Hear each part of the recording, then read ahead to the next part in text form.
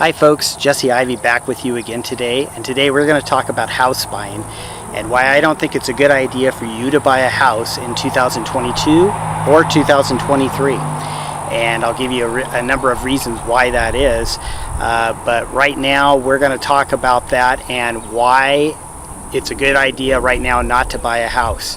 So the name of this video is Don't Buy a House in 2022 or 2023, and I'm going to give you the reasons why. Well, first reason we're going to talk about is high inflation. Okay, so right now inflation basically just means, you know, your dollar does not buy what it used to buy. Like if you look on the news and everything, I'm sure you're seeing a lot of stuff like that going on, you know, about inflation, about how, you know, your dollar isn't buying what it used to. You know, your grocery bills are up, your milk's up, your bacon's up, everything. Same thing with houses. Your dollar does not buy the same amount of a house as it would have. So high inflation is one of the reasons that I would tell you not to buy a house either in 2022 or 2023. Another reason would be the real estate market itself. I believe houses are way overpriced right now. I mean, you're in a market that eventually is going to crash, and I do believe it is going to come down. It's probably going to come down either in 23, sometime in 23, or at the end of 2022. You'll begin to see housing prices begin to go down.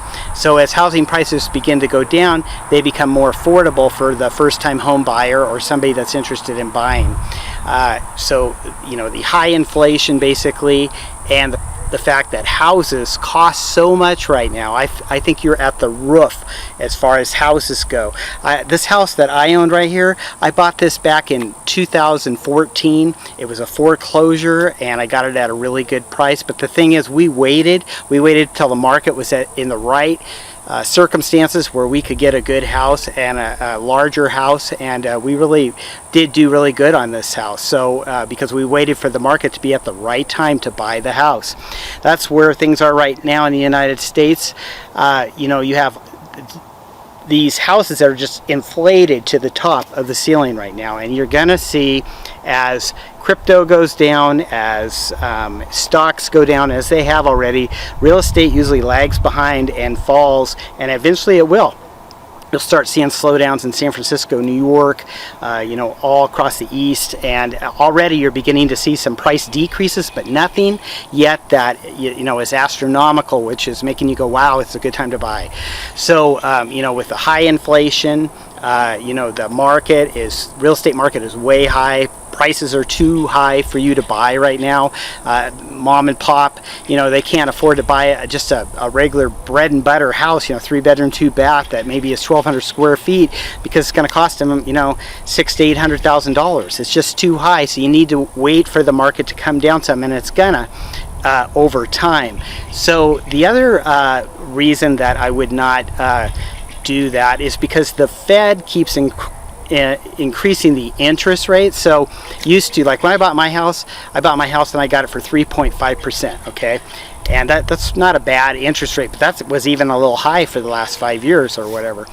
Well, now interest rates are considerably higher and they're going up, and the Fed is going to continue to raise interest rates, as they believe by raising interest rates, that in turn is going to make everything settle down as far as inflation goes. Okay, so the more that they raise interest rates, the slower the real estate market is going to get.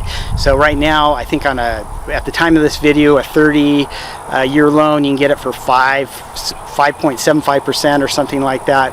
And but every time they raise the interest rate, that means your monthly payment goes up. So let's say I had a house that I had purchased at a 3.5%, you know, interest rate. You know, that's a lot more affordable than if I buy a house that's with an interest rate at 6%. You know, that could be hundreds of dollars I'm paying more each month, which means that's less that goes on the food table for my family to eat. So they are talking about raising interest rates more and more. I mean, you could be, before this is over, before they get this inflation taken care of, you could be finding yourself paying 8-10% on a house loan. I mean, back in the 80s, the early 80s, I remember my mom was paying on a house, she was paying 18% on a house. On a house loan, I'm like going, really? 18%? Yeah, really, 18%. So housing interest rate, that's another reason to not buy in 2022 or 2023 for those reasons, because the Fed's going to keep increasing the interest rate that you pay on a loan to help offset inflation. And by doing so, the real estate market eventually is going to slow down, because people are going to go, oh, I'm just going to wait, you know, I'm not going to buy a house at this high interest rate. I can just wait for a little while until the interest rate goes down, and then I will come back in when it does. And so this is you're sitting there and going, man, I was wanting to buy a house for my family, and now you're telling me don't buy one in 2022, don't buy one in 2023. You know, what can I do in the meantime? What can I do? Well, what you can do is you can save your down payment. You can continually save your down payment, keep saving up, putting cash in your bank account, because as inflation goes down, eventually maybe we'll get a change in administration, maybe we'll get a new president, or inflation will begin to come down in 2024, and if that's the case, obviously prices are going to settle at a good price, you know, a good affordable price, maybe more so than they are today.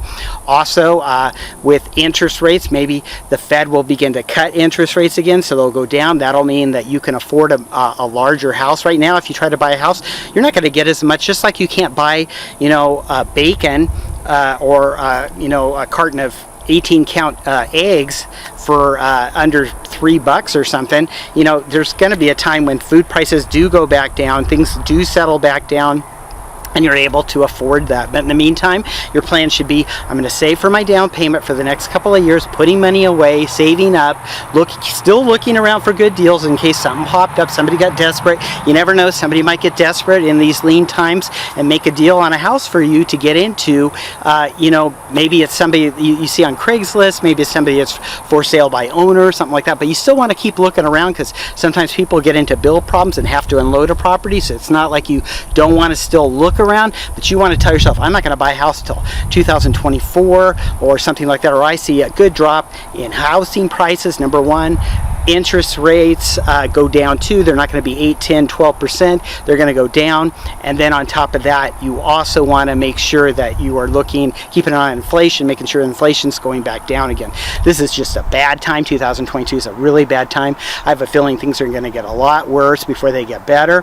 I don't see any good hope there in 2023 either. I would say more like 2024, maybe midterm there, you know, or towards the end of 2024, perhaps it'd be a good time to buy a house. But in the meantime, you have to always have a plan. So just have a plan. I'm going to save my money. I'm going to save my down payment. I'm going to keep plugging away at the down payment, and I'm just going to have my cash on the side over here, and I'm just going to wait for the market to fall. Eventually the real estate market will fall. Everything goes in patterns. Remember that. Everything goes in patterns. So I'm going to have my money on the side. I'm going to wait. Then I'm going to be like Jesse. I'm going to wait for that right time and buy that house when it's affordable and that you already have, and you'll have that money in the bank. It'll be sitting there waiting for you. There'll be a lot of affordable first-time home owner probably lending institutions will have a lot of first-time homeowner loans that you can get into, and all these things, if you just plan it out, you'll be a homeowner before you even own it. Anyway, this is Jesse signing off. I hope you've enjoyed this video, and we'll be back again very soon with another video for you to watch. And this is Jesse from the Owner Terms Land Network.